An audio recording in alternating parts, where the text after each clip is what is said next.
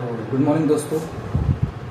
पिछली क्लास में हमने संज्ञा के विषय में पढ़ा था और संज्ञा के विषय में हमने उसके जितने भी भेद होते हैं उन सब के विषय में हम पढ़ चुके हैं।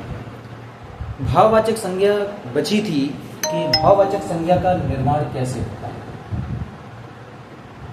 जो भाववाचक संज्ञा होती है उसका निर्माण कैसे होता है।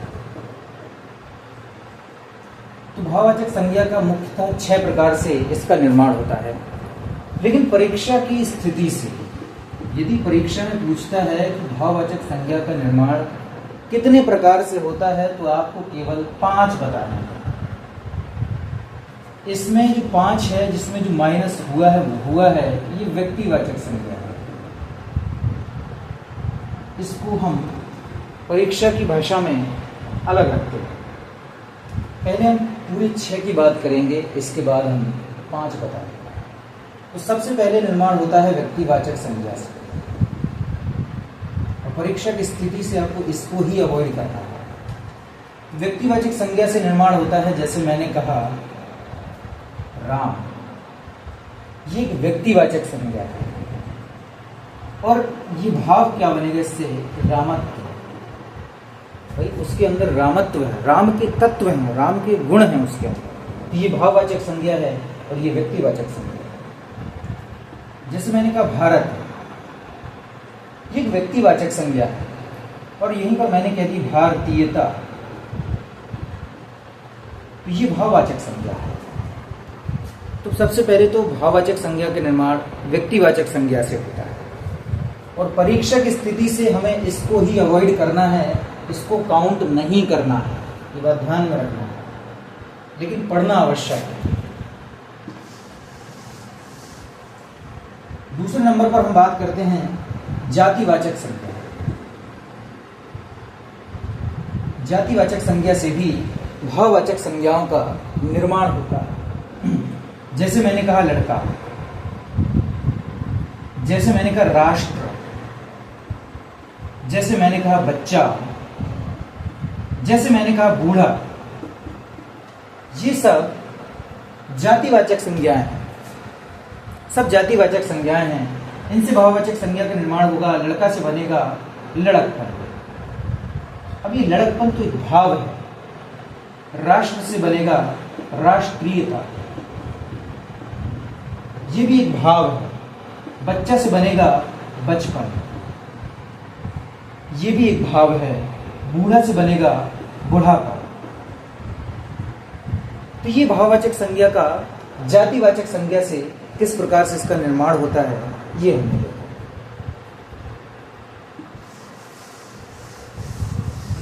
और नंबर 3 पर चलते हैं। नंबर 3 पर विशेषण। विशेषण से भी भाववाचक संज्ञाओं का निर्माण होता है। जैसे अच्छा, बुरा, बहादुर, ये सब विशेषण हैं। इनसे भाववाचक संज्ञाएं अच्छा से बन जाएगा अच्छाई, बुरा से बन जाएगा बुराई, बहादुर से बन जाएगा बहादुरी। ये विशेषण से भाववाचक संज्ञाओं का निर्माण होता है।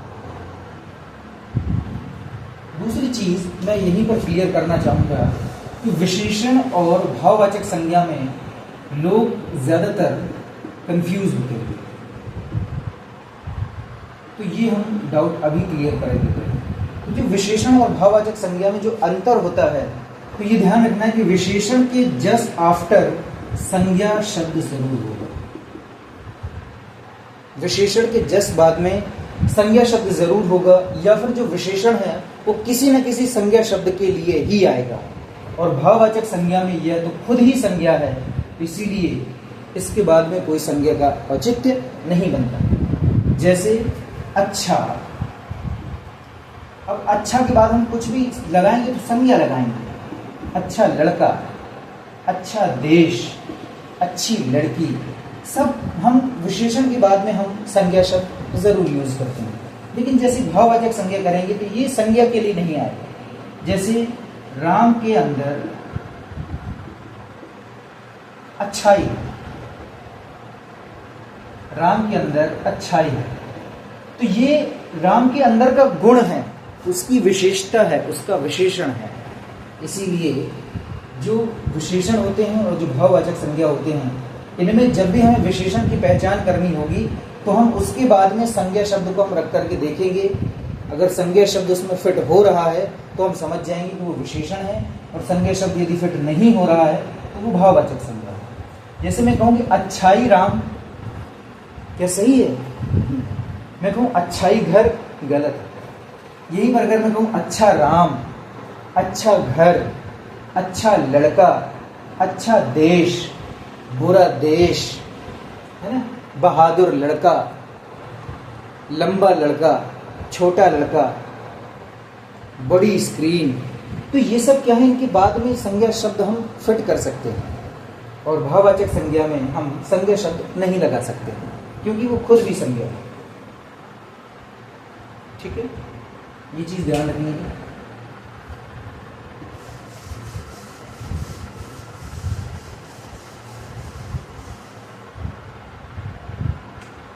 चौथी पे बात करते हैं हम क्रिया से।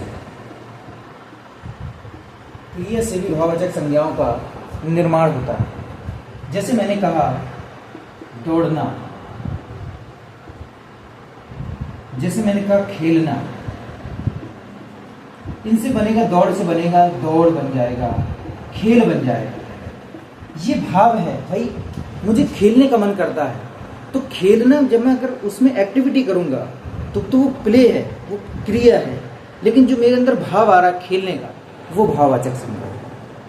उसके अंदर दौड़ने का भाव, उसको वो दौड़ रहा है, वो दौड़ रहा है, वो तो एक एक्टिविटी है, वो क्रिया कर रहा है, लेकिन जो भाव आया था उसके अंदर दौड़ का, वो भाववाचक संज्ञा है।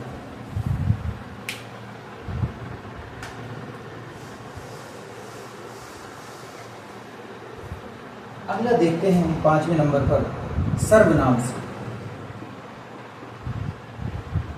सर्वनाम से भी भाववाचक संज्ञाओं का निर्माण होता है। जैसे अपना एक सर्वनाम है, निज एक सर्वनाम है, और इनसे भाववाचक संज्ञा का निर्माण होगा, अपनत्व बन जाएगा, निज से निजत्व बन जाएगा। उसके अंदर अपनत्व है, उसके अंदर है अपनत्व, और वह उसका अपना है, वह लड़का उसका अपना है, वो सर्वनाम है, और उसके अंदर अपनत्व है, अपनों के लिए भाव है, तो ये भाववाचक संज्ञा।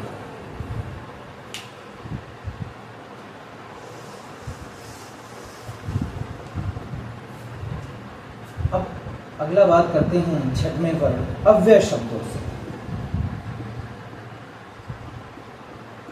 अव्यय शब्दों से भी भाववाचक संज्ञाओं का निर्माण होता है। जैसे धीरे, ये अव्यय शब्द है। तेज, ये एक अव्यय शब्द है, जबकि जो कि कभी भी किसी भी लिंग, वचन, काल, कारक के अनुसार कभी इनमें बदलाव नहीं होता है, इसीलिए ये अव्यय शब्द होते हैं। धीरे से हम बनाएंगे धीरज, धीरे से हम बनाएंगे धीरज, तेज से बनाएंगे तेजी। ये भाव है, उसके अंदर धैर्य है, उसके अंदर धीरज है, ये भाव है। धैर्य नाम भी होता है किसी का, ऐसे तो धीरज भी होता है, लेकिन उस नाम पर नहीं जाना है। धीरज अंदर का भाव होता है, उसके अंदर बेटा धीरज रखो। और धीरज रखने का मतलब ये थोड़ा ना कि धीरज कोई वस्तु उसको रख लो, नहीं, अपने अंदर धैर्य रखो, सब कुछ ठीक होगा, सब समय पर सब कुछ ठीक हो जाएगा। कितने परेशान हो, कितनी जिल्लतें झेल रहे हो, सब कुछ एक दिन सब ठीक हो जाएगा। Be positive, stay positive. तो ये अव्यय शब्दों से भी भाववाचक संज्ञाओं का निर्माण होता है। तो हमें ये ध्यान रखना है कि जो भाववाचक संज्ञाओं का निर्माण होता है, परीक्षा की स्थिति से हमें बताना है 5 प्रकार से।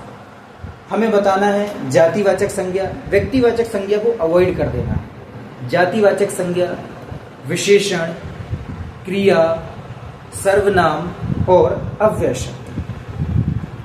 ठीक है। बाकी हम जब ये कुछ चैप्टर्स कंप्लीट हो जाएंगे तो फिर हम प्रैक्टिस सेशन भी शुरू करेंगे। अब प्रैक्टिस इसमें तो हो नहीं पाएगी, तो डायरेक्ट मोबाइल की स्क्रीन रिकॉर्डिंग करके हम उसमें प्रैक्टिस करवाएंगे। ठीक है।